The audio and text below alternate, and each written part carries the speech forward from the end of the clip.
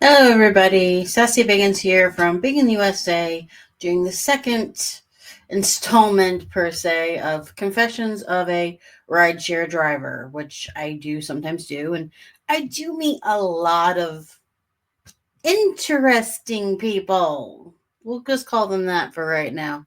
Um, and yes, humans do become somewhat repetitiously boring in how they interact with rideshare drivers. You would think you would be more individualistic with more variety, and in some instances, no, it's not. For example, I think I've given this example before, possibly, where every time someone would come and get in my car for a ride, they asked the same questions over and over again. I know that they did not know anything about the previous 500 people who asked the exact same thing. How long have you been driving? Do you like it? Do you feel safe? Blah, blah, blah, blah. They should really do psychological testing on some of these relations, because it's kind of scary. I mean, we're worried about AI. No, I think AI is already here, and it's people who are just repetitiously boring and don't know it yet. One of the reasons I say this is there's overlap between two demographics of people. One of them being college girls from a local college who shall remain nameless, but it is the one that has the best record for drinking everyone else under the table. If we'll go and describe that. And then if you compare it to out of town, middle aged white men who usually have sales jobs. And when guys have sales jobs, they have this habit of feeling like that they're on vacation when they're out of town for a sales conference or whatever. And they have this habit that, like, most people have, which is if they're on vacation, they drink more. So if they're out of town, even if it's for business, since they're not home, they feel more free to really send them back. Now, this overlap I'm about to talk about, I couldn't have made this up even if I tried. Now, there are times when I do pretend to be deaf. And it's just easier for me. I get to focus on my driving. I notice more things if I'm not distracted by the hooligan in the back. Just basic things like that. Now, 90% of the people do not read the separate text message that the app sends them telling them I am hard of hearing. They don't say deaf, they just say, might be a problem, pay attention, basically. And so when they get in the car, at least right now, I don't have a sign up that tells them I'm deaf. So they just either start screaming, yelling, or a lot of the business guys will text me repeatedly before I even get there. I'm not allowed to text and drive. That is illegal. So if I don't answer you, I enjoy living. If that's an inconvenience to you. Just saying. And the worst one ever, I pulled up to this bar. It wasn't that late at night. The guy definitely had one too many extra that was too much for him. And the first thing he says when he sticks his head through the door is, "Why don't you answer me?" At the time, I did have a sign up that said deaf on it. Please text. And then I just point to it and he's like, "Oh, I'm so sorry." His personality did a complete flip. Someone should tell his wife that even though he gets drunk as a skunk, he does have the ability to control himself. Now, the same thing kind of happens with the college girls. They will text and text and text, but for some reason, each of them hears something different when they hear the word or see the word deaf. Like, they could probably tell you the dictionary definition of it, but They each do the same thing, whether it's the old middle-aged fart who's there for a business conference or college girl trying to get her drink on. They all assume or start acting like it means I speak Spanish. All of a sudden, they're like, ¿Dónde está? No, I know ¿Dónde está? It says no aquí. I cannot hear you. That's what it means. And all of them they start pulling Google Translate. How the hell is Google Translate to Spanish going to help you with someone who cannot speak and will not hear you? Now, the business guys, they're the ones where it's less often with the girls, but they all do it. Once they figure out, oh, you don't speak Spanish, you'd think they'd go back to English. No. No. That's when it's like, parlez-vous français? No, I do not parlez-vous français, monsieur. No, it says deaf, not bilingual. What MFer? You can't make this stuff up. You really can't. Luckily, they stop at French. I mean, we've already insulted deaf people, we've insulted Hispanic people, and we've insulted the French. Luckily, they stop at that as far as insults go. Now, usually, about 70% go back to English, but some of them go back to Spanish. Deaf to them still means that I must speak Spanish for not saying a damn thing. It'll never not make me laugh. I laugh at this stuff all day long, and there's just certain things where I'll almost eat my own cheek trying to not laugh at this humanity being the best of the worst. Or at least with college girls, once they get over trying to talk to me, because they don't really want to talk to me, get real. They're trying to get their drink on. They want to talk to their girlfriends that they always go around in groups with. And then they start Googling how to say thank you and sign language. It's like, oh, they finally get it, finally. But that'll keep them busy for like the entire ride. So they really do end up leaving me alone just so they learn how to do this. Not this. That's a F-U Sicilian swear. Don't ever do that. Unless it means something in actual sign language. I just know speaking person sign language.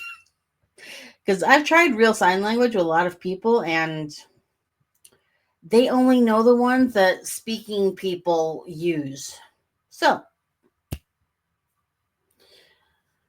it is what it is. But yeah, I keep them busy for the entire ride, trying to figure out how to speak to me. I've had other people get in the car and like, oh, I know sign language. I took a class. Clearly, they forgot the very first step of sign language. FYI. And what is the first step other than you know how to do it? If I'm driving and you're in the back, I only have a rear view mirror. And with the rear view mirror, everything is backwards. That's why the word ambulance is written backwards on the front of an ambulance. So when you read it in your rear view mirror, you read it the right way. So if you're doing sign language and it's all backwards, who are you talking to? It's not me, because I can't drive, look at the road, and try to translate backward sign language. Just saying, y'all. And half the time, I mean, yes, I can really hear them, but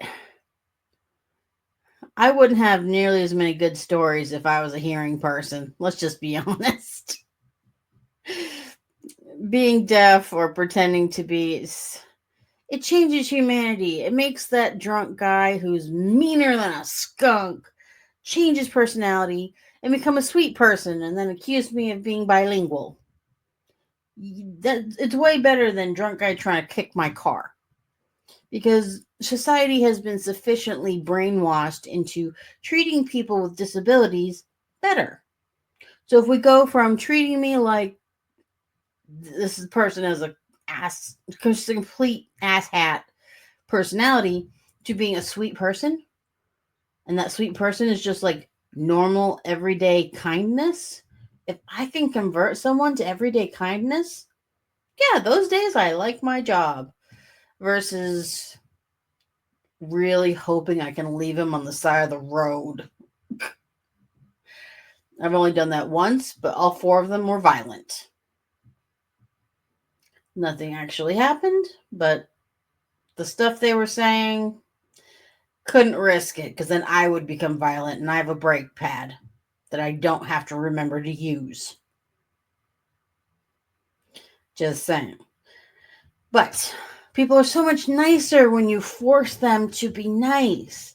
Yes, it's like a psyop, but how far has society come if you have to create your own psyop just so they act like reasonable, normal people who have a drop of humanity?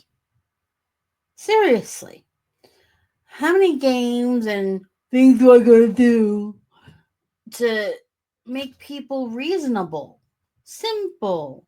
Just give me a nice score and go on your way, and we don't have to see each other ever again. Is that such a harsh requirement to ask?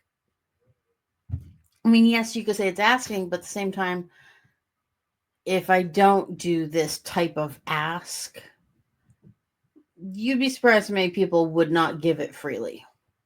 Humanity is, when it comes to morality, this is beyond subjective morality.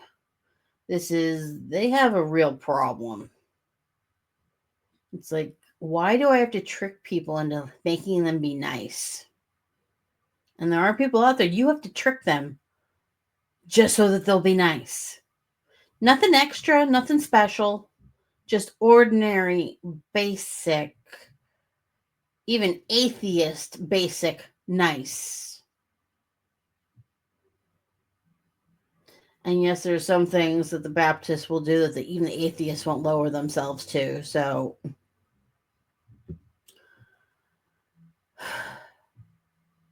it's just a lot of hypocrisy. We're suffering from the worst case of hypocrisy in all history, it seems. But getting back to people who think I can read sign language backwards, I had another day. I picked up two couples, so the full car. They were all like over the age of 50, and they were all going to the club. When I say the club, I'm talking about the golf course club where there's very high dues, and they're going to go brown nose with their other friends, and that whole very, very preppy side of town. The not broke side of town, which confused me as to why all of them would share a ride if they're the kind that could afford the valet. But one of them started telling this story about some great, great relative. I don't remember if it was an aunt or an uncle. But basically, from what it sounded like, this aunt or uncle worked in manufacturing during the early 1900s before OSHA required hearing aids and other things to stop people from truly going deaf. But it was so loud in the factory that they all had to learn sign language in order to talk to each other because you couldn't hear a normal sounding voice. And all I'm thinking right there is, yeah, it's really cool that your great whoever auntie uncle knew sign language, but at the same time, how does that help you now when you think you're talking to a deaf person or deaf person's in the car? How do you plan to communicate with this alleged deaf person while your relative's been dead for at least 70 years? How does that help in the now? Or are you just showing off that genetically somewhere in the past your bloodline could have been helpful in that situation.